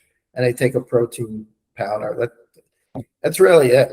I don't take a lot of stuff. I think sometimes people could get overwhelmed and then they take nothing. Right. I think nutrients first, and then anything you want to add on afterwards can be helpful. But yeah, I mean, you can't outwork a bad diet. You got to eat well. You can't out-supplement a bad diet and poor lifestyle. So not only jiu-jitsu, I do a little bit of lifting weights. I do a lot of mobility and stretching. I do, there's a place called Hot Works here where I work out on an assault bike in the sauna. It's like 130 degrees. So the benefits of sauna are extensive. The research there's a lot of research on its health benefits as far as longevity, cardiovascular health, cognitive health, just overall in general. So I'm always doing something, a little bit of yoga. So I mix it up. You shouldn't just do one thing. You shouldn't just be lifting. Your muscles get tight. You should stretch and do mobility. You shouldn't just train jiu-jitsu. You should be lifting and building muscles around your joints to prevent injuries. So I do a lot of different stuff. And, I rarely take days off where I do anything. Even I just, go in the gym and mess around. To me, like some workouts better than no workout. And again, as we talked about before, I mostly move because it makes me feel good, not because I feel like I got to train every day or I'm going to gain weight or I'm going to lose muscle. It's nothing to do with that.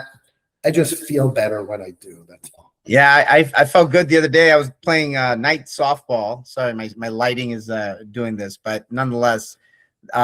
Sleep is critical, recovery. Especially recovery was important. That particular day, I had a game at like 9 o'clock. We got home at 11. I woke up at 5. It was good. But that night I was able to like run better than, I think I could remember. And it's just like, just being limber, being loose. At the end of the day, I was surprised that I was able to be that agile and, just quality of life. Like I see it. Like, I'm not talking about softball. I'm talking about getting off a plane, being incentivized to go on a long trip because the long trip's not going to be uncomfortable, right? Like because trips to India are hard if you're out of shape. It's for sure. There's no question about it. Yeah, and like I said, being in shape is always a good thing.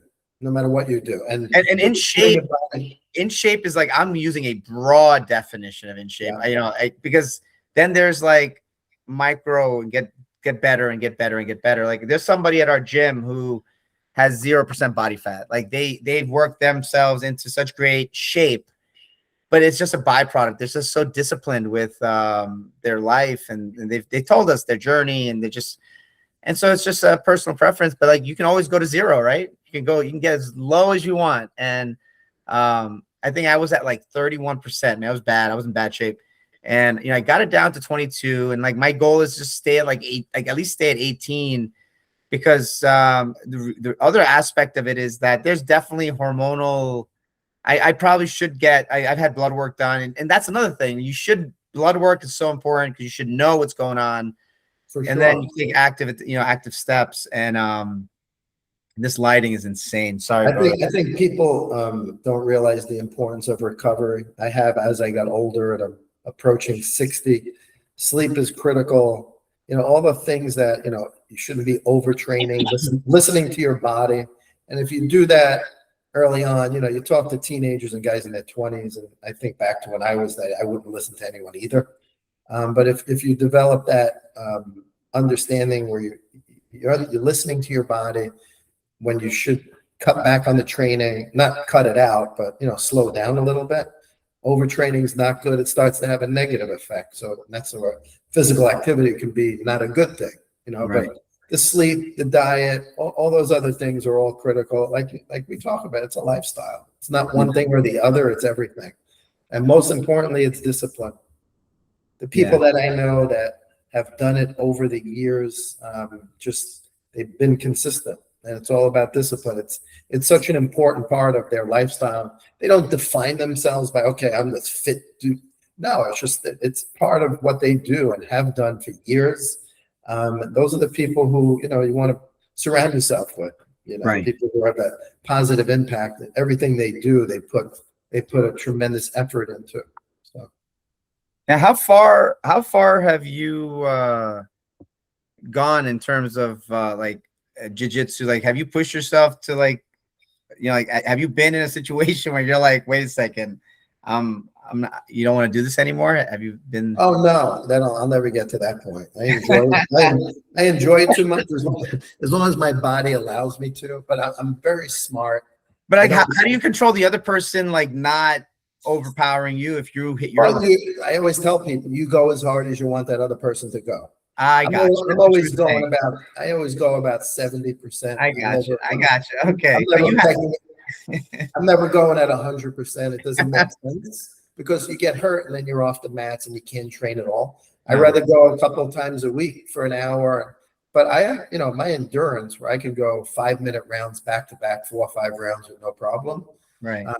But again, when you're training with new guys, where they have no skill and they're just relying completely on strength, and within like a minute they're already exhausted. Right. I work with them. I'm not sitting there trying to submit them and win. I'm trying to help them breathe. Don't do this, don't do that. So I also coach the kids' classes too. That's been really awesome, watching these kids progress from coming in there with their head down, no confidence. Yeah. To, all of a sudden they feel like they can do something. Like if they feel threatened, they can handle themselves. And watching a 7-year-old go from no confidence to I'm getting better and I feel good, and I'm watching videos and he's learning, and it's awesome to see. So I'm in there like 6 days a week, and you get better by coaching and helping other people. And I found that to be extremely rewarding. So as long as my body holds up, I'll be doing this for a long time to come. Yeah, the mentorship is probably where you're going to leave your footprint in unbelievable ways. It just sounds rewarding in itself. Just, you're getting so we got some other people in our industry doing jiu-jitsu. Dan Fabricant's into it. Elon? Yeah, he started about, I've been watching his journey on social media. He just got a belt. I know he's just got, he got injured. He came back from injury. Yeah, so there's a few guys out there. There's not a lot of people doing it. Ben Kane does jiu-jitsu. Yeah, he just got promoted. He just got his purple belt, I think, a week ago. That's right. Yeah, it's so cool because you know, it's also like a transition because I guess, you know, Ben used to be a power lifter, and so he talks about that journey, and like, you know, like I'm not about that life. I was never about that life, but I'm about the grit. Like homeboy's got like he's got to learn a new life, right? Like he's like living in a new body. He talks about his own journey, and then he's just like, I don't know. I think it's like it's a when you're not used to talking about these things in your normal conversations, you don't even know how to ask questions. Mm-hmm. So then a guy like this, he's just talking about his life. He's like, yeah, I used to do this. I used to be 250 pounds. I used to lift this. I used to do that. And now I'm like a third of the size I used to be. And I gotta learn how to lift. And I'm like, I'm curious because if I could get if I can get a percent of the grit that he's enduring, and then I'm overcoming my challenges are microscopic compared to what he's enduring, right? I'm trying to avoid a sugar craving. Okay. Like, so the irony is that, you know, these people are putting their stories out there and you kind of relate to them. And then you end up being like in the world with them. And you're kind of like, all right, let me just digest their content. And then I got into like Price Plow. I started paying attention to how they break down ingredients. Yeah, they do a wonderful job. It's so important. We've partnered with them on quite a few things. They really know their audience. You know, it's not like I mean, there's a science to a lot. You know, Josh Shaw does this, knows his audience. Like I feel like he's the oracle. You know talking about Josh Shaw? Yeah, I know. Well, I feel like there's definitely like some kind of and like you have insiders, right? Like you have people in the industry that just understand consumer behavior. They understand fads. We've seen things come. I mean, look at what's going on with protein. Now you buy protein, I buy protein, I buy plant-based protein, you buy whey isolate.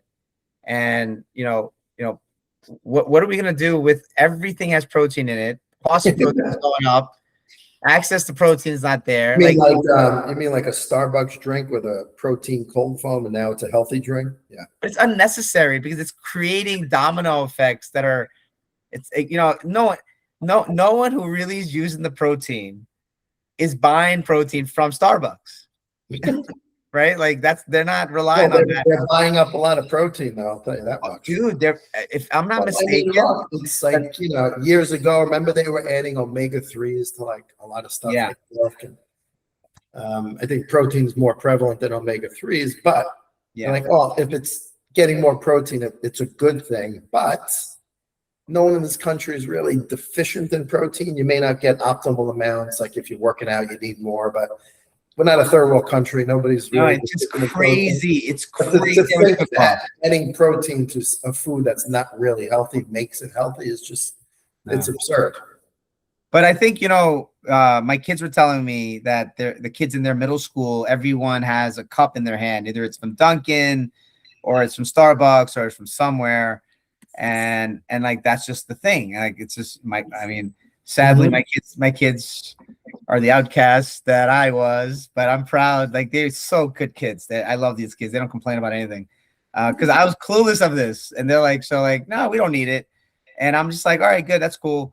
But like that's where the trend is like being like the misinformation is gonna be there, where like those kids, if they think that a healthy dose of protein is coming from their local Starbucks drink, that's not boding well for them in college and then when they enter the workforce, brother. Like we need to shore up the education, man. Like it's so important, you know. Well, they're putting it in everything. Yeah, extra protein and like macaroni and cheese.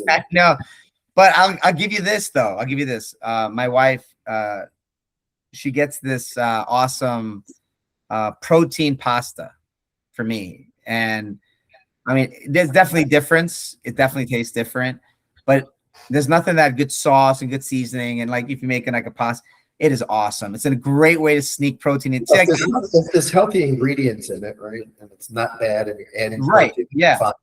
But adding protein to a junk food, no, that's the thing. There's no purpose. It's just marketing. It's like removing, like I talked about before, removing synthetic dyes from junk food.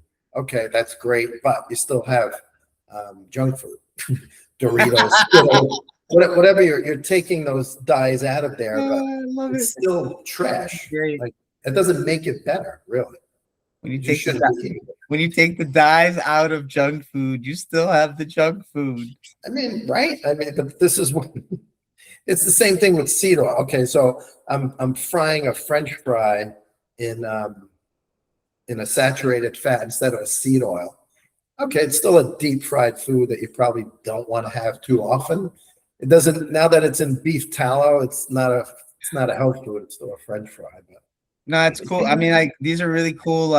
These are the kind of things that we kind of have to have fun with. Because it's through the humor, it's just through laughing at it that you kind of get. There's no shortage of entertainment, that's for sure. Yeah, definitely. And I'm pretty sure you have your moments of of frustration. And sure, there's a certain level of common sense. As I get older, I get less frustrated. We talked about that. Yeah, I don't take things too serious anymore. Yeah, there's a stillness in the air. I think one of the good things about what I see in my neighborhood is a lot of elder care centers, senior centers. And so it's like daycare for seniors. They can hang out, have a social circle and stuff. They're doing good education. At least the community ones that are in my area, they service Queens and Long Island. And it's a pretty mixed bag of people, but a lot of South Asians there. And a lot of misinformation. Like, can you imagine? Like, I'm just trying to tell you, like, Indians born in the 40s and the 50s, they think they know everything. So at this age, for them to like be like, oh, we should do this, and I'm like, oh wow, okay. And then you just got to give them credit, right? Like, thanks for telling me. But it's important because at this age, like, if you're gonna live longer because of better services, better healthcare. Boy, like, that means, like, it's not like you're gonna suffer if you get sick at 80. You're gonna suffer 10 years. You might suffer 20 years, like, because we still have enough resources to take care of people. And so people might start living longer, but the quality of life is not getting better. You gotta have it now. You gotta have it now if you want it later. That's for sure. You're seeing people younger, people seeing chronic disease at a much younger age, right? Like, type 2 diabetes in a teenager wasn't heard of like 30 years ago. No, now, there are kids that are insulin resistant, fatty liver disease in kids. It's out of control. So in India, the non-alcoholic fatty liver disease is almost an epidemic. Yeah, well, they say that that's going to start becoming the leading reason for liver transplants. Yes. And so now on that same front, the government of India, and they see the numbers are out of control. There's no way to contain this. Okay. These sick bodies are already in the pipeline, and the demand for that transplant and liver and organ.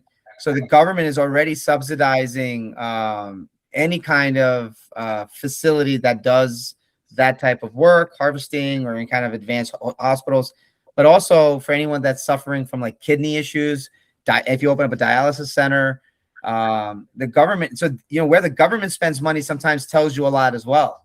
They're doing this because they know there's a huge part of their population that's about to require this. And there's no real reason why people should be ignorant of it. I think like you said, right, you enjoy the occasional treat. I was shocked when I saw like the number of kids in India that are obese. It's a major problem in India. I don't know. I've been going to India every year. Heard that the type 2 diabetes is insane, bro. That is insane. You can't have in the same country that like that same problem where you have famished and impoverished kids and obese kids. Like, what are we doing? Doesn't make sense. It doesn't make sense, but it's all, again, but there's a guy there in India. You'd love this guy. I'm going to send you his info on social. Food farmer. He's an American educated Indian kid, went back to India and just a one man against the mighty multinationals. He started calling out Pepsi for making stuff for the Indian public in lesser conditions. And then the stuff that was getting exported to Europe was being made better. And like, he called these guys out. He said, he started a campaign called Read the Label. Read the label. Yeah. People read the label. Now they're like asking questions. And now these companies started changing, and like he got sued, his life was threatened. That was crazy. And just a one man army. And now he's got his own brand, and he's telling everyone how every cent, he's showing everyone the economics, and like he's showing everyone his profit and loss statement. And he's like, this is how much I make on every bottle. And like, he's just kind of like, it's kind of silly, but it's so necessary because he created interest where people were blindly consuming things. He finally got people to read the labels. Mm-hmm. And so it started with that, right? It was like, get people to care about what they're putting in their body first. And that change started a movement, and he's got a lot of people awake, and kids in schools started campaigns because they went to the teacher and said, this food is not good. The kids in India have social media. That's crazy. But they followed him, and they were like, they educated the teachers. And there's like so many examples where the kids led the change. So, you know, we have, I think, those things to look forward to, where you kind of have like revolutions in like pockets, and people. Well, I mean, here in the US, there's no shortage of information. It's out there. But it's like, you know, for some reason, like personal responsibility is not a thing anymore. Right. Everyone wants to point the finger and blame this one and blame that one. And I don't know what's going to happen. It seems to only get worse as those younger parents having kids, and their kids are just like the parents, and they're not taking responsibility for your own lifestyles, whether they're blaming, you know, the pharmaceutical industry and the food companies pushing food on kids, but they're coming after, oh, don't sell creatine and other supplements to kids under 18, which is kind of absurd. And these people are probably working out, eating good, they're exercising, and they can't use creatine because you think it might cause eating disorder. Like, yeah, it's really bizarre because there's too many other things that could cause eating disorders. Yeah, it doesn't make any sense at all. But you know, but the language definitely is very interesting because it's like, it's still, you know, you touched on this earlier. I kind of really liked it. I talked to you about this particular subject for a long time. Vanity. It's such a crazy world we live in. The Met Gala just ended, and people have this I've been getting a couple of pictures from people like, hey, look, this is what I would have looked like if I went to the Met Gala. All right. And like, that's dope. That's cool if it's your thing. But what's interesting is like, everyone knows no one is the real, like all those people are artificially created. There's nothing authentic there. So it's like, we're such a vain society. It's very hard to avoid it. And I think like these small pockets of like, you got to have a tribe. You got to have like either a jiu-jitsu tribe. You could have your tribe at work. You could have your industry. Like, it's got to be some community, someone that you kind of just say, you know what, I plug in here, and you kind of let the other stuff happen. If you don't, if you're just a free variable or a valence electron, you're going to get swooped into like whatever molecule is just floating around. People feel like, even if it's a negative thing, they feel like they want to belong to something. Yeah, it's rough, right? Like, I think like, and they don't pick good things to be part of. So one reason I love just doing this podcast and with industry people, especially, is that when we meet people at trade shows, they'll interact, they'll say like, hey, that was cool. I really like, you know, but there's like a door opener, and like, it does just like cultivate a security measure. And it's just nice to have comfort of like, you know, I'm not perfect in any way, but I definitely know one thing. I earn it every morning. That's my goal. My goal is I go to the first class with my wife. My wife made me a 5 o'clock warrior. I used to do 6 o'clock, and I wasn't unwilling to invest. And then I just saw her kicking ass. I was like, this woman is crazy. I got to level up. And so I said, all right. And so now, you know, she's up at 3:30. I'm up at 4 o'clock. We figure it out. But if there wasn't her, there's no me. So it's this. It helps when your partner is into the same thing and pushing you. If you're living with someone who's bringing bad food in the house and has bad habits and drinking, and it's not good for the whole family dynamic at all.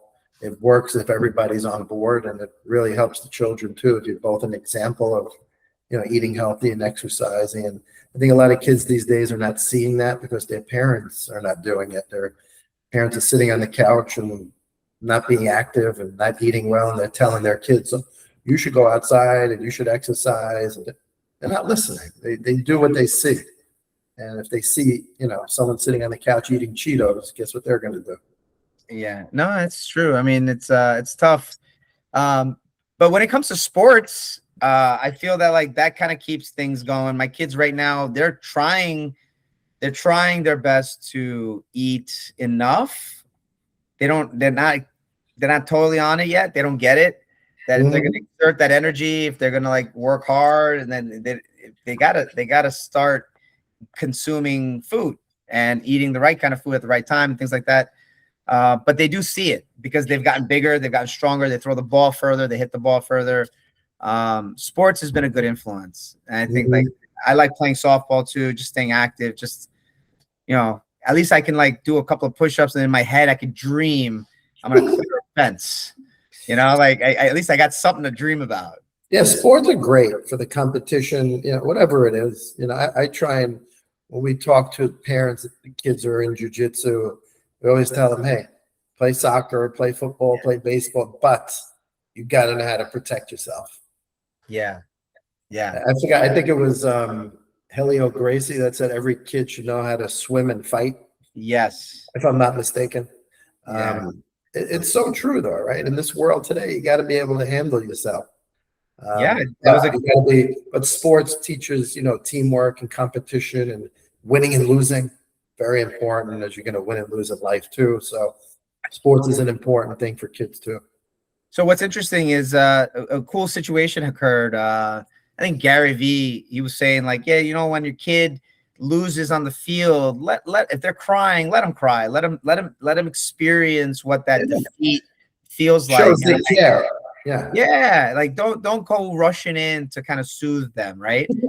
And I appreciated that because one of my daughter's softball teams, one of the pitchers, she actually showed a lot of grit. She got hit for 5 runs, but I saw each hitter, she got to 2 strikes.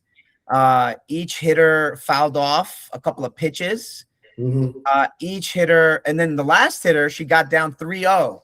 Bases were loaded. She got it back to 2 strikes, got a foul ball, and then gave up a bases loaded triple. And she was shattered. And I was like, man, I broke it down for her. I was like, listen, you can cry all you want. I'm about to tell you what I saw. But the good thing was the parents stayed away. And then like later the parents came to me, and like the friends of mine, they were like, this is why like it works. Because you have someone there that I'm the coach. My job is, I'm an assistant coach. My job is to be that person. The parents stepped away. They were like, nah, let the kid feel it. And so it was like the coach was able to do what the coach needed to do. Parents stayed out of the way. And which is rare these days. The parents want to have a lot more say, and they coddle the kids too much. And it's there, man. It's there. Kid's gonna fail. They're gonna lose, and that's all fine. That builds you up, right? Man. Let me tell you, become resilient. If life is too easy, when the shit hits the fan, you're gonna be in trouble. When one of my daughters was pitching a game and she had a rough inning, and I think it swung the game the other way. They didn't come back, and I felt it in my head. But in my head, at the same time, I was very aware of how this was going to be a building block, and so just that awareness, I was like, oh, a tough defeat is going to help her so much more right now in her life than winning a softball game. And it really did, because then like she chose from that point on, she could have chose not to be a pitcher. She could have quit. She could have been like, I don't want any of this smoke. Yeah. And she decided from that day that she wanted to be in the kitchen. And I just look back and I'm like, wow, she knew back then, like it was not comfortable. There was no reason for you to want that experience ever again. And that's awesome. And so it's just one of the coolest things is to kind of just embrace that. But then like I adopted some of those things into my life, and I'm really I just want to kind of share a couple of things with you, just kind of like chop it up on that front. It started off kind of just being an ingredient guy, and having some relationships, but really cultivated that into like a specialty space. Got some ingredients that we work on, have clinical studies in some aspects. Maybe some have different delivery aspects that have value. Maybe they're more either bioavailable. Maybe the extraction is like CO2. So there's no heavy metals. So like there's some distinguishing factors. And I started representing a couple of US companies. So that was kind of cool. All of this has kind of been like a growth process, an ecosystem. You go beyond ecosystem, kind of bring people together into one arena, have like-minded interests. Sometimes it's building a brand. In Tyshawn's case, it's bringing a brand to India.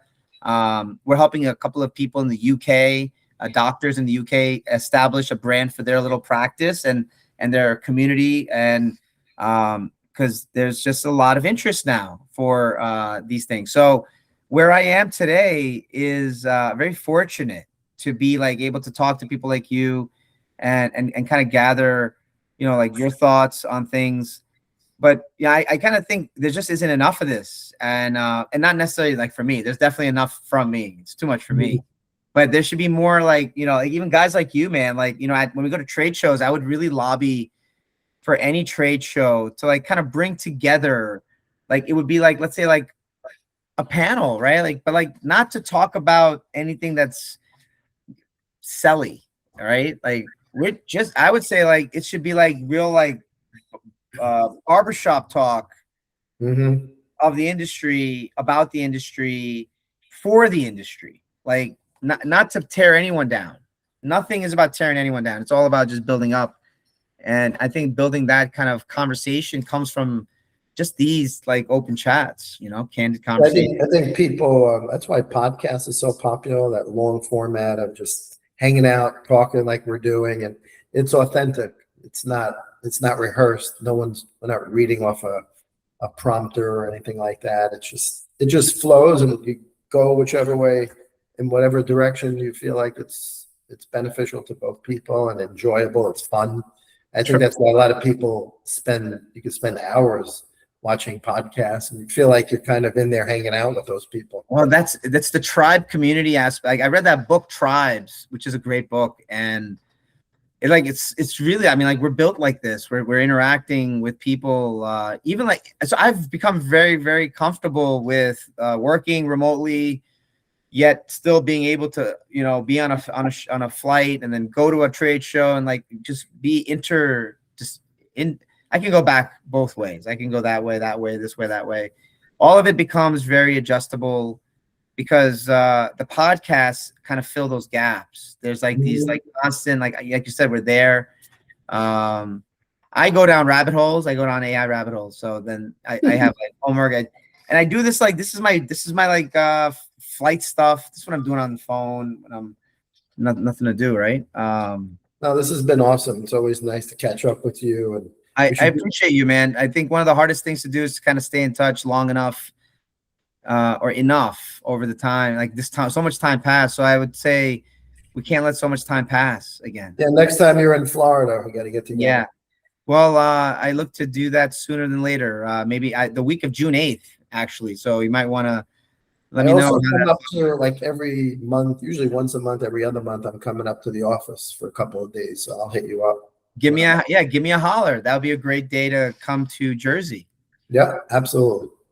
Well, Brian, I appreciate you, man. Thank you so much. Yeah, pleasure. Thank you for having me again. This was great. We'll do it again. Do you want to sign off with like anything? Do you have a message? Do you have anything you kind of want to say?